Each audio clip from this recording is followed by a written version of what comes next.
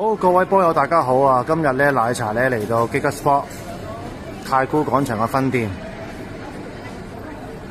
好，咁啊祝 Giga Sport 咧就生意興隆啊！因為咧佢呢間店鋪咧就啱啱就裝修。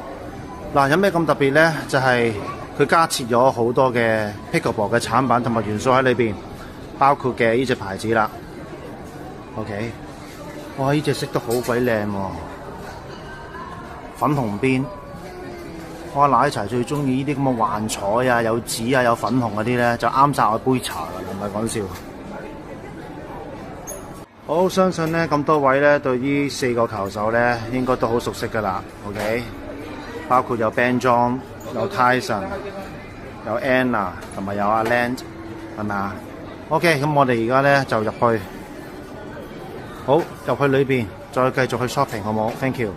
好，咁多位波友大家好啊！咁啊嚟到呢個 corner 啦。咁啊今次咧 Giga Sport 咧都好有誠意啊，有好多唔同嘅牌子，包括我哋熟悉嘅 Wally 啦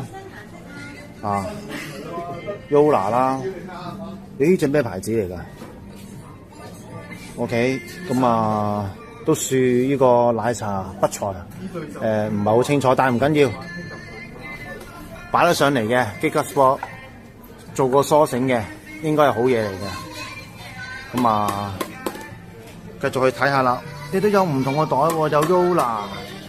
嗱，佢今次咧好有誠意啊 ！Yola 咧，佢除咗係擺咗啲高端嘅板之外啦，仲有啲中端嘅板啊，同埋比較貨入門級嘅板咧都有嘅。